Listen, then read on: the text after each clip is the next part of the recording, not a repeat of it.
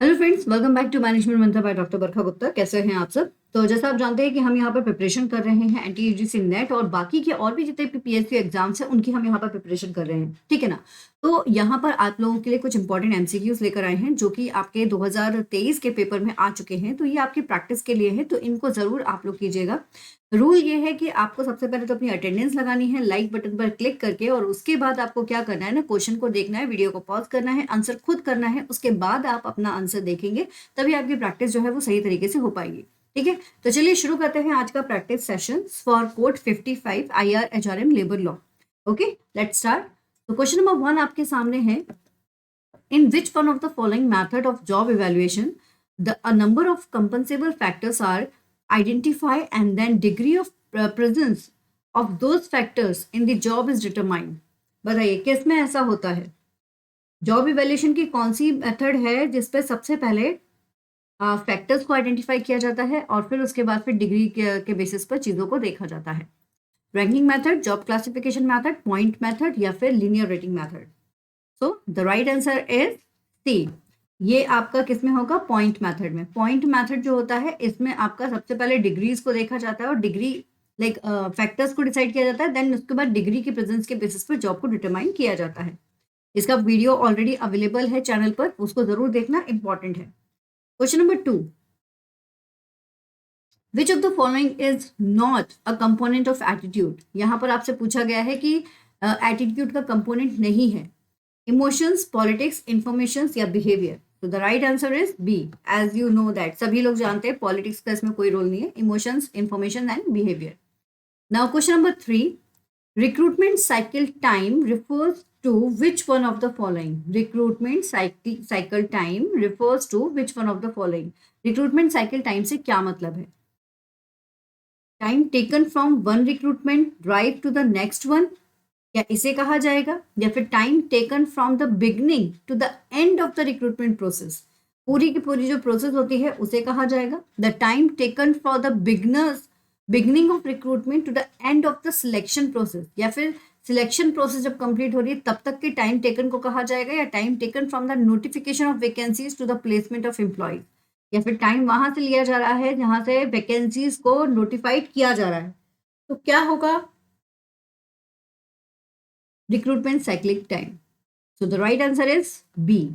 पूरी प्रोसेस आपका जो है time taken from the beginning to the end of the recruitment process, ये पूरा साइकिल जो ये पूरा टाइम जो कहलाएगा, this is the recruitment time.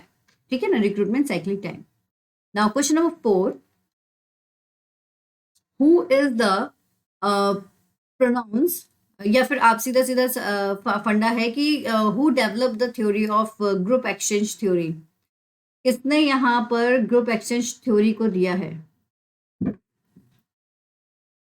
Who is the propounded of the group exchange theory? John Tehibert and Harold Kelly, Cat Davis, William G. Skoll या फिर George Terry? Who is the developer of this particular theory? The right answer is A. ये जो theory है group exchange theory given by the John Thibaut and Harold Kelley. अब आप लोगों के लिए ये काम है एक कि आपको क्या करना है ना, ये जो थ्योरीज हैं तो इनके बारे में अगर दिया गया है तो इसको आप लोग जरूर नोट डाउन करके रख लीजिए, है ना, तो ये इंपॉर्टेंट है। चलिए next question, question number 5, which of the following is the institutional cause of industrial dispute? आपको बताना है इंस्टीट्यूशनल कॉज क्या है इंडस्ट्रियल डिस्प्यूट के लिए, किस वजह से इंडस्ट्रियल डिस्प्यूट होता है, उसका कारण बताना है, लेकिन इंस्टीट्यूशनल कॉज के बेस पर। तो hours of work, job security, union security या फिर क्लैश ऑफ पर्सनालिटी? तो राइट आंसर इज सी। यहाँ पर यूनियन सिक्योरिटी, क्योंकि इंस्टीट्यूशनल के बेसिस पर है तो यूनियन के बेस पर आ जाएगा ना, क्योंकि यूनियनिज्म की यहाँ पर बात की जा रही है, तो union security is the right one. Question number 6, what are the characteristics of transactional leadership? Transactional leadership जो है उसका कैरेक्टरिस्टिक्स क्या है? Contingent reward, management by exceptions, charisma या फिर लेज फेयर? अब आप लोगों को एक चीज याद रखनी है, अभी तक आपने ऑटोक्रेटिक, डेमोक्रेटिक, फ्री रेंज करके 3 जो स्टाइल लीडरशिप की स्टाइल है वो पढ़ी हुई है, लेकिन अब और भी सारी लीडरशिप की स्टाइल्स हैं जो कि हमारे से एग्जाम में पूछी जाती हैं। ठीक है, तो हमको उन सभी को भी करना है, तो जो भी एक्स्ट्रा लीडरशिप की स्टाइल मिलती जा रही है उनको जरूर करते जाइए। तो बताइए इसका आंसर क्या होगा? The right answer is D. इसका आंसर है डी। यहाँ जो ट्रांजेक्शनल लीडरशिप के लिए कैरेक्टरिस्टिक्स हैं वो है आपका कंटिजेंट रिवॉर्ड, है ना, आपको यहाँ पर कंटिजेंट का रिवॉर्ड मिलता है। फिर दूसरा आपके लिए है मैनेजमेंट बाय एक्सेप्शन, ये आपका होगा। And the third one is यहाँ पर खुद को डिसीजन लेने की लाइक खुद अपने हिसाब से सारे काम करने की फैसिलिटीज अवेलेबल होती है। तो this is the transactional leadership. Okay, तो A B T. Next question number 7। Given below are the two statement, यहाँ पर दो स्टेटमेंट दिए हैं। One is label as a assertion and the other one is label as a reason. यहाँ पर assertion और reason के आपको दो स्टेटमेंट्स दिए गए हैं, आपको बताना है कौन सा सही है कौन सा गलत है। तो असर्शन कहता है A human resource accounting यानी कि HRA is a system for identifying and measuring employee data and transmitting this information to stakeholder। ठीक है, तो assertion क्या कह रहा है कि ह्यूमन रिसोर्स अकाउंटिंग एक सिस्टम है जो कि आइडेंटिफाई करता है, मेजर करता है एम्प्लॉयज के डेटा को और ट्रांसमिट करता है उसके इंफॉर्मेशन को स्टॉक होल्डर को। रीजन कहता है कि इन अ सर्विस कंपनी, ये अलग अलग है, in a service company, a number of employee is gaining value as the income is based on the pay per employee per hour। ठीक है, pay per employee per hour and the profit is linked to the value added by the employee।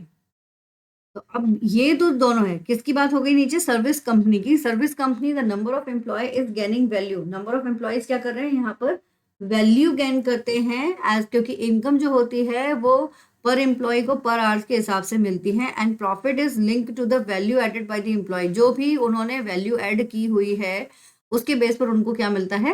Incentive मिलता है या profit मिलता है, profit मिलता है basically. तो अब आपको बताना है असर्शन रीजन कहीं से कहीं तक लिंक हो रहे हैं या नहीं हो रहे हैं। So the right answer is B guys, इसका सही आंसर है B. Human resource accounting system is identify the measuring the employee data and transmitting this information to stakeholder। This is the right one, ये बिल्कुल सही है आपका। और in service company, service company में अगर देखा जाए तो number of employees gaining value, service company में अगर देखा जाए तो बहुत सारे एम्प्लॉयज आते हैं जिनको वैल्यूज मिलती है या इनकम जो मिलता है वो पर डे का पर आवर के बेसिस पर मिलता है। आई थिंक ये जो है ना, इसका आंसर ए आना चाहिए, बी नहीं आएगा, इसका आंसर ए है। दोनों ही सही हैं, लेकिन यहाँ पर अकाउंटिंग के बारे में बात की जा रही है और यहाँ पर सर्विस कंपनी के बारे में बात की जा रही है, इसलिए ये कहीं से कहीं तक इसको लिंक नहीं कर रहा है ना। तो इसका आंसर ए आना चाहिए। Both are true but R is not the correct explanation of A. ये कहीं से कहीं तक नहीं बताता है कि जो एम्प्लॉय का जो डेटा है या ट्रांसमिट हो रहा है जो डेटा इंफॉर्मेशन का, वो क्यों हो रहा है, मतलब एचआरए को एक्सप्लेन नहीं कर रहा है ना। तो ए इज द राइट वन, इसका आंसर ए आएगा। ठीक है, चलिए now question number 8। Different aspects of health and safety have been included in Boyles and Union and the concurrent list of the constitutions of India। Which of the following is not including in concurrent list? इसको ना तैयार कर लेना, ये important रहता है, ज्यादातर exam में पूछा जाता है। तो concurrent लिस्ट में क्या नहीं आएगा, है ना, नॉट पूछा गया है हमसे। Conditions of work, health and safety in mines, provident fund and maternity. क्या चीज है जो कंकरेंट लिस्ट में नहीं आएगा? The right answer is B, health and safety in mines. जो हेल्थ एंड सेफ्टी वाला जो फंडा है, it's not comes in the concurrent list. बाकी जितना भी है आपका condition of work, provident fund, maternity, ये सब कुछ उसमें इंक्लूडेड होगा, but this is not including in this one. ठीक है, concurrent list. Next one, question number 9. Within how many days the grievance redressal committee may complete its proceeding on receipt of written application? Within how many days, कितने दिन के अंदर जो grievance redressal committee होती है वो अपनी proceeding complete कर लेती है written application on receipt of written application? 20 days, 25 days, 20 days, 30 days और 35 days, 45 days। The right answer is C। एक महीने का समय रहता है, 30 days बेसिकली कहा जाता है। ग्रीवियंस रिड्यूसल कमिटी जो है वो अपनी प्रोसीडिंग पूरी कंप्लीट करके एक रिटर्न एप्लीकेशन जो है ऑन द जो रिटर्न एप्लीकेशन आती है उसके ऊपर ये अपना जो निर्णय है, ये पूरा काम जो है वो 30 डेज के अंदर कर देती है। Question number 10, amount credited to provident fund of many employees account, amount credited to provident fund of any employees account, वो कौन सा होगा? Can be attached by the degree or order of code in respect of any debt and liabilities, cannot be claimed by any liquidator or receivers against any claim, cannot be changed or assigned in favor of any persons, या both 2 and 3. Amount credited to provident fund, क्या चीज है वो, किस चीज में वो जा सकता है? तो the right answer is D, both.